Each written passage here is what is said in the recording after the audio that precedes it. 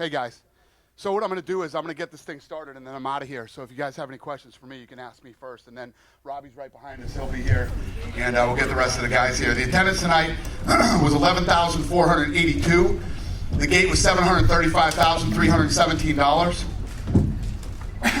Excuse me. The fight of the night was Lawler Brown. The performances were Johnson and Benavidez. Everybody won $50,000, so congratulations. What did I say? Benavidez. That would be interesting if Benavidez won it. Sorry. He's like, what the fuck? I thought I said Bermudez. I apologize. And one thing I have to announce, you guys probably didn't hear it, but the next UFC Fight Night on Fox is Saturday, December 13 at US Airways Center in Phoenix. UFC's first trip to Phoenix. They've been chirping at me for a long time. Here we come, Phoenix. Any questions? For me. Then I'm leaving. So obviously we know what the next title fight is. Is there any idea, like, when you're looking, is there a target date, a thought in mind of when the welterweight title fight will be? Yeah, we do know that, but I don't think we've announced it yet. Okay. All right? No, you haven't. No. You want to go ahead and do that now? Or? No. Okay. No. And also, you know what I would like to announce, though? We're going to Phoenix with the next fight night. December, right? That's right. Makes sense. December 13th. And obviously, I know you don't like to match make on fight night, but I want to ask about Anthony Johnson. I mean, the guy, it doesn't seem to be any like clear-cut matchups for him right away, but he seems like he's elevated himself into contender status with that right now. So what's your idea with Anthony Johnson right now? Do you have a matchup in mind or where he stands in the division? Well, it's crazy. Yeah, there's no doubt he's a contender, but he still needs another fight to get up into that. You know, it's amazing. I don't know. I don't think we've ever had a guy go from 170 to 205 and actually be more powerful and more devastating than he was at 170. It's crazy. Never seen anything like it. But he looked fantastic tonight. I saw a lot of stuff on Twitter with the idiots going, this was a horrible fight. Come on. Johnson just came back at 205. Lil Nog is one of the toughest, craftiest veterans. And before he got hurt, I think he was ranked number 5 in that division. So I was blown away by Anthony's performance tonight. He made it quick, and he made it look easy. Unbelievable. So we'll get him another fight. Any injury on Bryant? It did seem like he was taking his hand a lot and doing things with his hand. I don't know yet. Brown was transported, though. He was transported to the hospital. So we'll know. And since you're leaving, your take on the main event, did you feel it delivered what you thought the fight would be going? Yeah, well, you know what? Because when you look at a fight like this with these two type of guys, you expect them. There's going to be fireworks. These guys are going to start banging, and they did right when it started. They both got hurt in that first round. I don't know if everybody knows this, but I said yesterday on Fox, if this fight goes 5 rounds, I'll walk back to Las Vegas. Yeah, I'll see everybody in Vegas on Thursday. I didn't think that it would go the distance because these guys both punched so hard. I thought there was no way in hell this fight was going 5 rounds. But I'll tell you what, Robbie and I were just talking about this backstage. I think that Brown moves up in the rankings with this fight. I mean, Robbie's clearly the number 1 guy. I think he's had 4 fights in 3 months. Thank you, by the way. He's been unbelievable and stepping up and taking big fights nonstop for us. And, fighting dangerous guys. And he goes in there, and that thing goes 5 rounds. And Brown, hurt hand or not, went for it in that 5th round. Unbelievable fight, unbelievable performance. And I think the guy actually moves up in the rankings instead of backwards. Dana, your dual thoughts on Bobby Green and Dennis Bermudez. And these two fighters, I think these are guys that for a long time now, hardcore fans have known big things are ahead. But I think Bobby Green looks going to the top 10. Dennis Bermudez, obviously 7 straight. So your thoughts, putting them on Big Fox, and obviously they get exposed to a big mainstream audience. Yeah, 2 guys that I really like personally and as fighters. I'm really happy for him. Bermudez is nasty, man. That kid just keeps looking nastier and nastier and nastier. I'm talking about Bermudez, not Benavidez. He looks nastier and nastier every time he fights. He gets better and better. His performance tonight against a guy like Clay Guida said it all. Clay is one of those tough, durable guys that no matter who he fights, he's in the fight. And tonight Bermudez finished him. He looked unbelievable. And even though I told Bobby that I actually had that fight the other way, and then I went over to Media Row, and most of the media had it the other way. And then people were texting me and had it Bobby Green's way. So congratulations to him. It's he's a great fighter. Another guy. How about this? How about stepping up on late notice and taking on Josh Thompson? You know, he took that fight on late notice, and thank you and congratulations.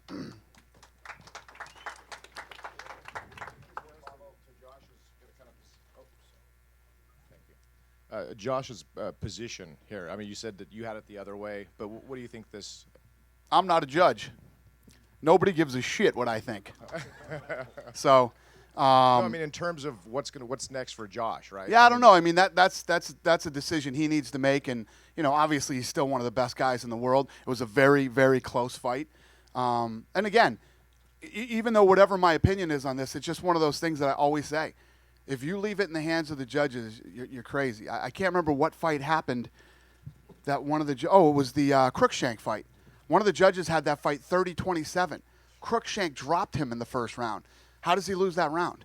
Doesn't make any sense. Well, following up on that, what did you think of the score with Patrick and Kyle Kingsbury? There was a 30-24.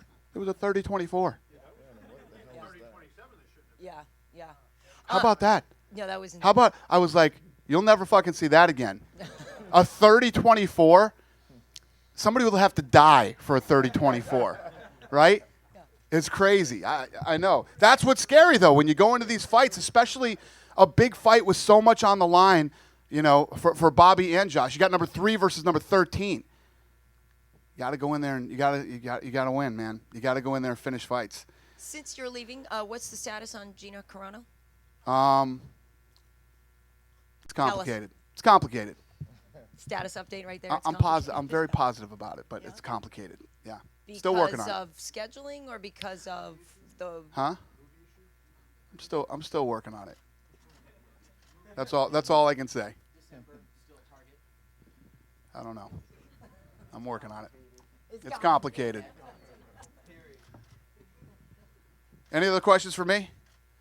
I really appreciate all. Oh, go ahead, honey. What's up?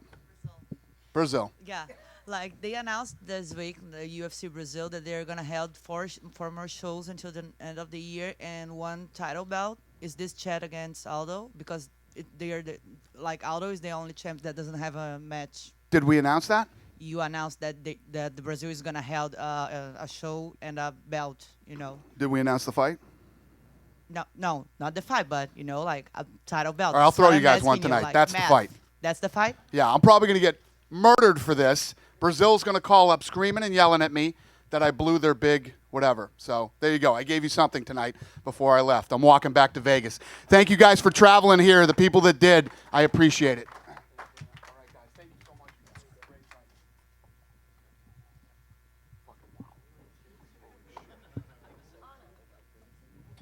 fight. Hey, Robbie, can we? Just wanted to ask you. Just wanted to ask you about the fight, and did you feel going into the 5th round that you needed to win the 5th round to ensure you won the fight? Yeah, I just wanted to go out there and look to stop him, and that's what I tried to do. I mean, there's 2 winners in that ring tonight, or cage tonight, and he's very impressive, and he put on a good performance tonight. You were hitting him with some of those left hands inside those short punches in the 1st round, and then it seemed like maybe you didn't land that punch again until the 5th round. Did he do any adjustment to take that short left hand away from you? Where? I think he just hunkered down in front of me a little too much in that 5th round, and he's a hell of an opponent. I mean, he took a lot of shots, and I landed some big shots, and he kept coming. Everything they said about that guy was true, and he's very tough. How was this fight compared to your fight with Johnny Hendricks in terms of, difficulty for you and your feeling at the end of each of those fights that you had won? It's very similar. Big, strong guys, guys who want to beat you up, and I don't know. Brown was really tough tonight, and I look forward to fighting Johnny. So just to look ahead just a little bit, now you're going back. Do you change anything as you fight Johnny? I mean, have you looked at the tape of that fight and said, if I get the chance to fight him again, I'm going to do something different? I'm going to do a lot different. I'm going to keep building on everything I've been doing this year, but I'm going to do more. That's what that fight came down to. I need to do more punches, more kicks, more takedown defense. I just need to take the fight to him.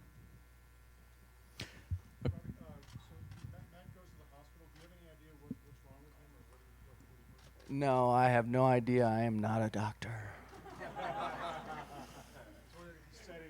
No, I mean, he's cut up a little bit, but I'm sure he's going to bounce back. He's like Wolverine. Question for Robbie Lawler. Robbie, after the first couple of rounds, where Matt Brown was able to take you down, you made a couple of adjustments. You were stuffing takedowns. You were also throwing more kicks. Was that on the advice of your corner? Was that something instinctively you picked up on? Yeah, my coaches just wanted me to do more, but I think out there I needed to not just throw my hands. I needed to beat him up all over the place and keep him off balance and not let him zero in on me.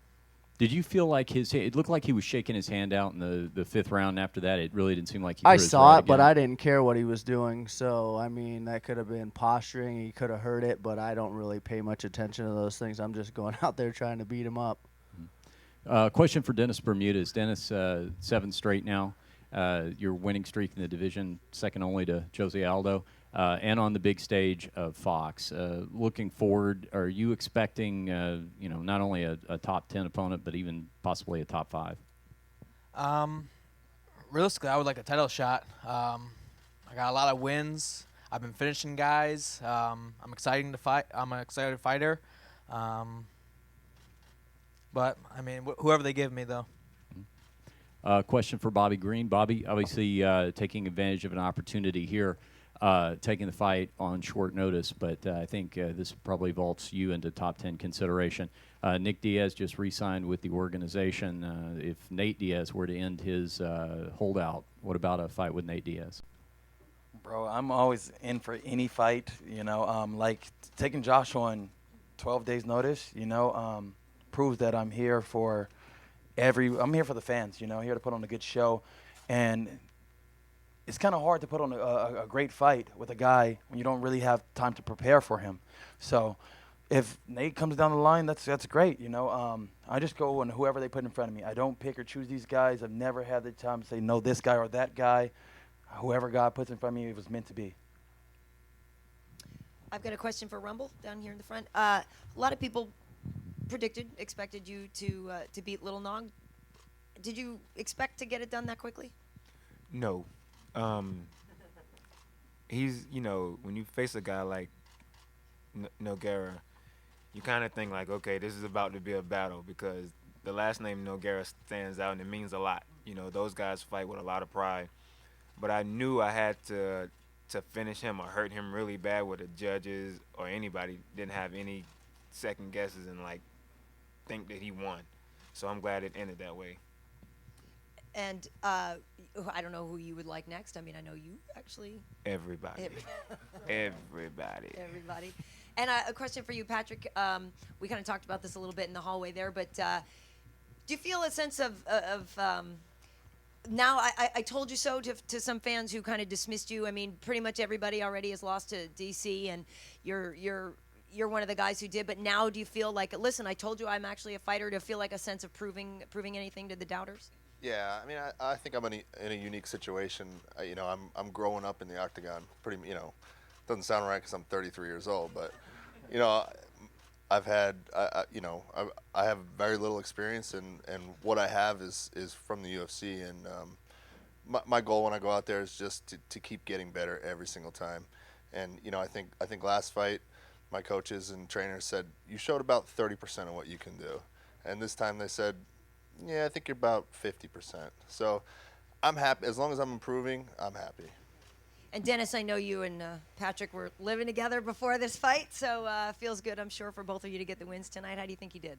Oh man, he looked awesome, and watch him go out and dominate really got me going. And I kind of I watched him go out and dominate with wrestling, and that's exactly what I went out and did then.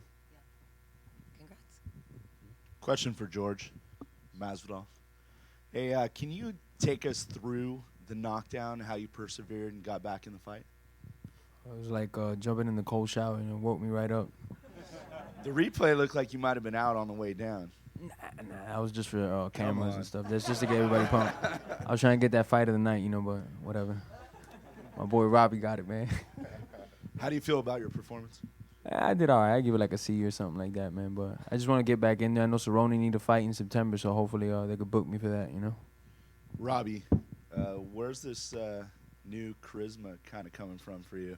You're playing with everybody here in the press conference. Not something we normally see from you. You feeling a little more comfortable in the spotlight? Yeah, I'm definitely more comfortable. I'm embracing this. Kind of changed my mindset on talking to the media probably about a year and a half ago when I came back to the UFC. Just have to be more professional and show myself a little more. And for Anthony, congratulations. Big performance for you coming back. I know you wanted to prove something when you came back to the UFC. I know you have some lofty goals. How far along do you think you are towards that, and what do you want next? I feel like I'm getting closer and closer to my goals of being a champion. So, whoever they throw in front of me is just in a lot of trouble. So, they put him in front of him. I'm going to keep knocking him down. Robbie, you looked so strong tonight all the way to the finish, which didn't seem to be the case against Hendricks. Was conditioning an extra emphasis in your training for this fight? Yeah, conditioning's always an emphasis, especially when you're going 25 minutes. I just wanted to build after every round, and I just felt like every fight I've been getting stronger. So I want to get back right in the gym and start working out and start working to get better and start training to be a champion. Dennis over here. I know we talked a little bit about Clay Guida. His endurance is crazy. You said you want to do some things to prove that you've got the better endurance, make him look tired, all these types of things, and you go out there and you stop him in the second. How important is it to you to have actually gotten this fight, just stopped it, finished it? Between the first and second round, he did his crazy jog around the octagon, and I looked at him like, dude, you're hurting right now. You're so tired. And just went out nice and loose in the second round and just put him away. Anthony, question for you. What did you come in a cage tonight? Do you know what you weighed after you rehydrated? 220. And is that the same as you were when you were fighting at welterweight? I mean, did you how much did you go up to then? You didn't. You were pretty big then. Close. Nah, but when I was fighting 170, I would give my weight back up to about 190. I was just kidding, but I guess the point I was trying to make was that it seems like you don't look physically a lot different, and yet your performance has really gone up. Given do you feel like just a more complete athlete right now? Yeah, I'm for sure training a lot different. I'm training harder. I'm training smarter. I've actually dedicated myself to this sport. I'm really trying to go out there and give it my all for a change. And when you were asked in the past, the show in Brazil when you were over, and you just never would concede that, hey, I'm not giving my all. I'm not, there was nothing with you. What was the switch? Like, where did it change where you finally said, hey, I need to take control of my career and my life and make the switch that you were going to, become professional and make weight and do those kind of things? Whenever I missed weight after I got cut from the UFC, that was the day I was like, I can't do this anymore. I'm making myself look like a fool. I was hurting my team. I was hurting my family. I was hurting myself, and sooner or later you got to grow up in life. So, and I think along the 2 years I was away from the UFC, I grew up a good bit. I still have a lot of growing up to do. I'm still a big kid.